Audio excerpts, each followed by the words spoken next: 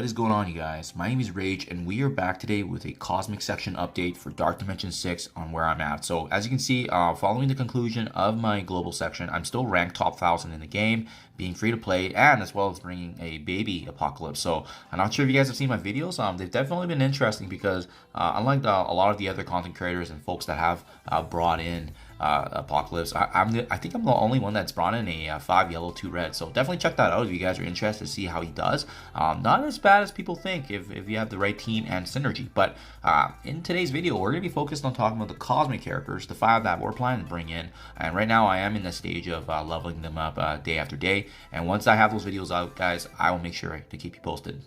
So let's get right to it. First and foremost, there are 2 characters that, if you guys have been following my channel and videos, you already know that I'm bringing them in, right? Kang the Conqueror as well as Val. Both of them were already used in my initial sections for Dark Dimension 6, and my goodness, they are just easily, on the top tier, must have. Like, you have to bring them in.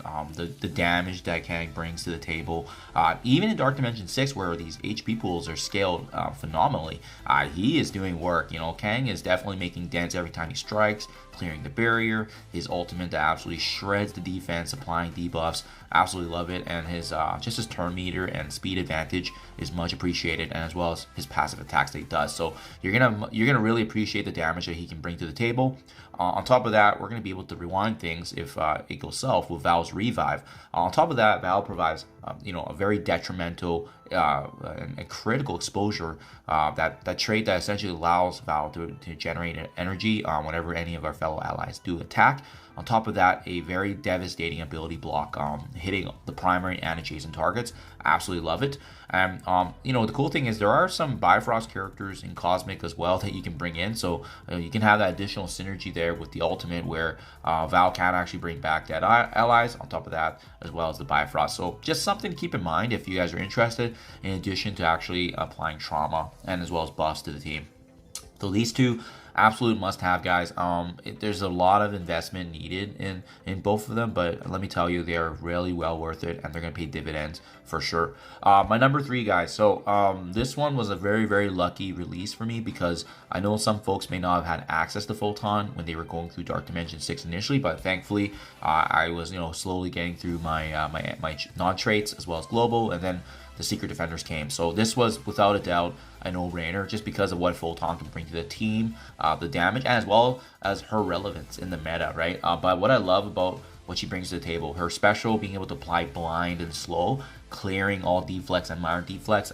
This is huge, guys. This is going to be able to protect my team a bit, especially with the blinds and reducing some damage. And on top of her actually being a pretty strong, notable character in Arena, we had the ultimate for her as well, attacking all enemies, applying offense down, so that way it does reduce damage, and conversely also applying defense up for ourselves and all allies. And I love the fact that that does apply even if my team that I'm bringing in is not a Secret Defender or a Force, and as well as generating 1 ability energy for herself. So her abilities are pretty good energy cooldowns, I think respectively 5 and 5 and 5, so that's really nice, and it can generate for herself. And on top of that, even her basic ability, she gains these charges and clears positive effects whenever the charges of 5 are reached.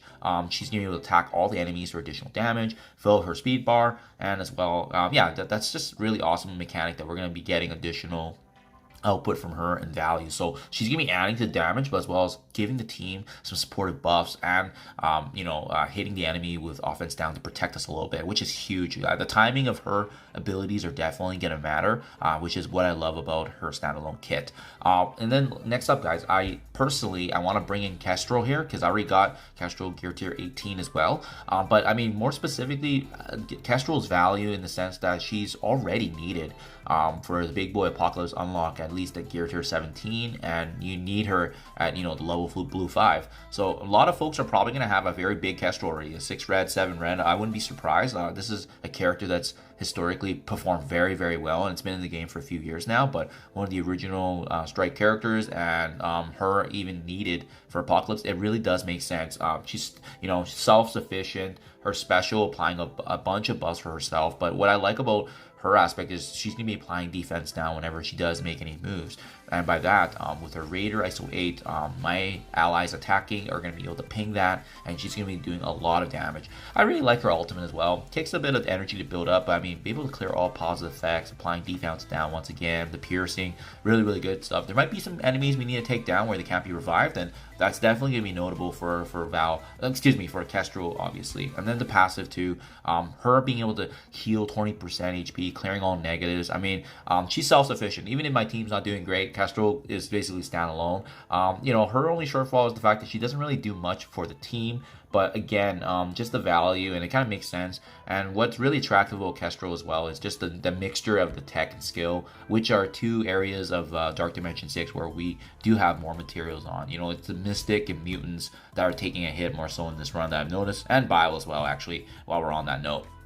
So, yeah, guys, those are my 4 locked in, and then that's why it was hard to go through my 5th. But, I mean, let me kind of walk you through some options, and then I'll reveal who my 5th is, because I think that just makes it more of an entertaining video. Fortunately, just due to Cersei and Icarus also both needing Mystic Gear, I only got slotted in for one of them, so that's the reason why they're ruled out right away. I think in another time and place, if you had the materials, I mean, they're just perfect characters to bring in. But I mean, we have so many strong options now, especially with Val and Kang. It definitely has reduced that need for them. And as well, keep in mind too, in the future, if you're bringing them up in the Dark Dimension 6, it just means we're going to keep continuing this trend of bringing in a powerful Mystic duel, and that's going to be very costly for gear. So that's why I have ruled them out, even though they are definitely some of the best characters in the game, just not for Dark Dimension 6 given the resource constraint that we're dealing with here.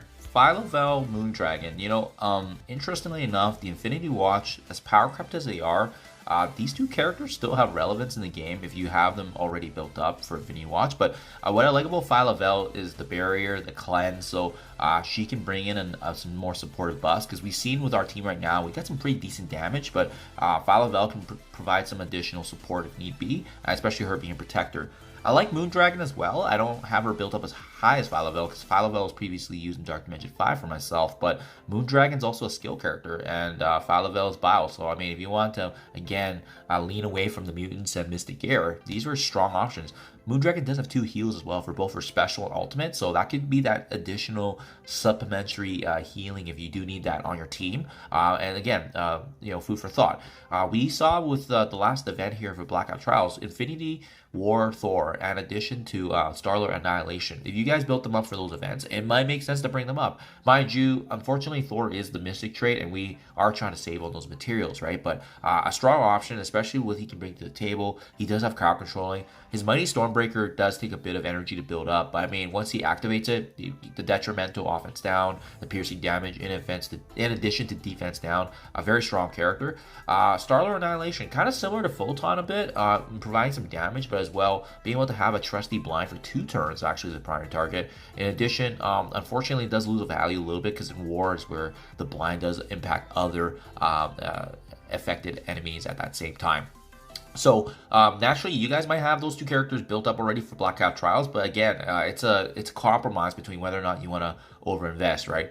I've heard amazing things about Dormammu. It's a darn shame that he just costs so much Mystic Gear. In a perfect world, I probably would bring in Dormammu just because he's so good. Like his heals, his stuns. He's probably the character that fills in what my team is lacking right now, which is some additional healing and another stun on the team. Can't hurt. In addition to that, giving them a revive, a chance to come back, combined with Val, I mean, I can just see absolute chaos. Who knows? He might be brought in for my second run. I definitely am ruling him out right now just because I need the Mystic Gear, and I'm not sure how my city nodes are going to be, and still contemplating on the Cloak and Dagger mix, to be honest. So that's kind of why I'm being conservative on that. Cosmo, same story as Starlord Annihilation and Thor Infinity War. If you guys have already built up Cosmo previously, I mean, what she can bring is additional barrier and being able to strip away positive buffs and being able to cleanse as well. So, I mean, just some additional support if that's what you need. Ravager Stitcher, can't say enough good things about Stitcher. I mean, he could be some additional healing, sustain. Actually, he's super underrated. His special actually hits like a truck. In Dark Dimension, when he's stealing 10%, And then as well, having him as a striker, he can actually do that multiple times, and as well applying immunity for himself. What's cool about even his passive here, he gains additional HP, right? So he's really going to have only one ability essentially. His basic, I guess, would be something else you can use, but what's cool about this ability too is if he kills anybody with this attack, they also can't be revived, and he is able to actually apply heal block if the enemy has defense down. So this synergy with Kestrel might actually be really, really good. Beta Ray Bill, if you guys have built up, Bifrost, you're going to have some synergies there. I think Beta Ray Bill would be a solid one actually, but again, it's that Mystic gear. His Thunderclap here, gaining taunt, chance of actually being able to apply a stun, bringing crowd controlling aspects, attacking all enemies, flipping positive effects. I mean, you name it. This is the supportive capability that Beta Ray Bill can bring. And as well, even if you have 3 enemies dead, including Beta Ray on your team, Val is going to be able to bring him back just because he's a fellow Bifrost member. And then otherwise, I don't know if I would recommend some of the horsemen like Doctor Strange Heartless.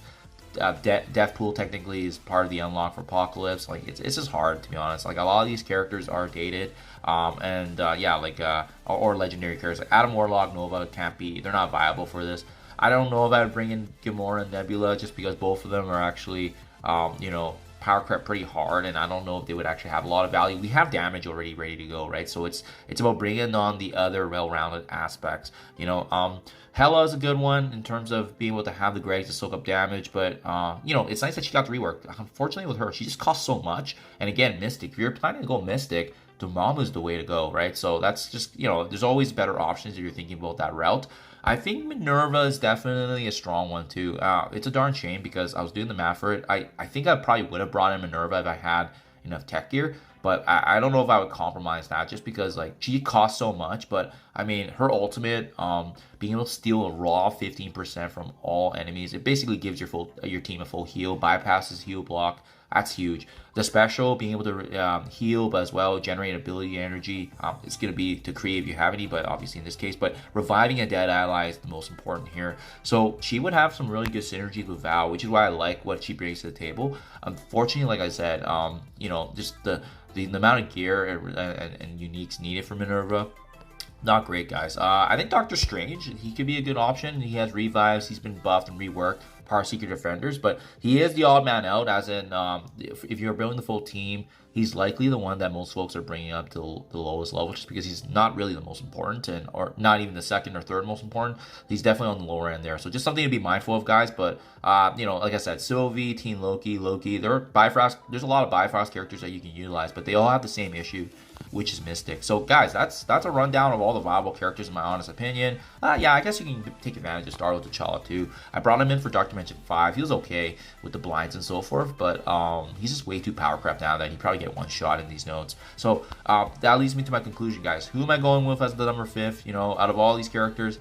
it is actually going to be Ravager Stitcher. So my logic is this, right? I talked about him briefly earlier before, but he thrives absolutely in Dark Dimension 6. And to be honest, I'm making this decision not purely because he's a great character for Dark Dimension 6, nor is he a slot in, but the fact that we know that this node is going to get replaced ultimately by Super Scroll. I kind of want to invest in a character that I don't really care about, that's going to require less materials and doesn't hold me back. And when I did the math for it, he is just the highest impact for lowest cost. In other words, the best value. So I can probably get most of the nodes done, honestly, with Kestrel, Kang, Val, and as well as Photon. But having Stitcher is going to bring some additional healing and sustain. Having Stitcher, the beautiful thing about his abilities, like I said, it doesn't really matter how strong the enemy is. 10% is 10%. He's going to be dealing 10% to the primary target, redistributing, and then another. So in almost each of his attacks is going to be 20%. And then he also does have the Striker, which allows him to actually strike again. If they have defense down, they're going to get an ability block. He also pierces. I mean, this character is just, the amount of value you can get for him is absolutely insane. And he's going to be giving us the additional heals that we do need, which I admit my team is kind of lacking, because minus the Val ultimate and Kestrel's passive, Kang can self-sustain as well. There's not really much healing going on, so I think this actually rounds up my team. But more importantly, the fact that he only needs one unique for bringing the Dark Dimension 6 in his gear requirement is absolutely massive. So he's going to be giving me more flexibility in the future nodes here, and that's kind of why the logic I went through. because we know with Super Scroll he's gonna replace the section anyways. So I'd rather replace a character that I'm not gonna really care about, but at the same time, I can also admit that Ravager Stitcher is not gonna be useless. He's actually gonna be a pretty good fifth character for what you're paying for what you're getting.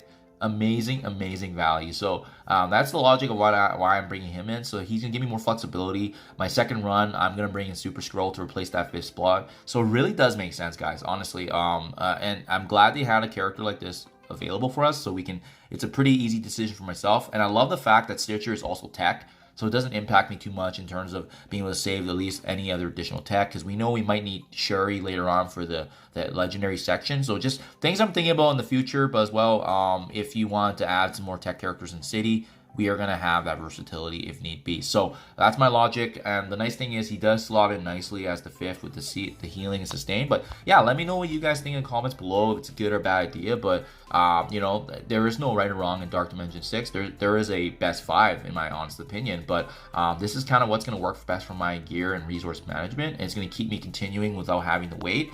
And as well, open flexibility for myself, especially once I'm through the Cosmic Session and into the City, as well as Legendary. So yeah, I appreciate you guys following along. Always super fun to keep you updated. Thank you as always, and I'll catch you guys in the next one.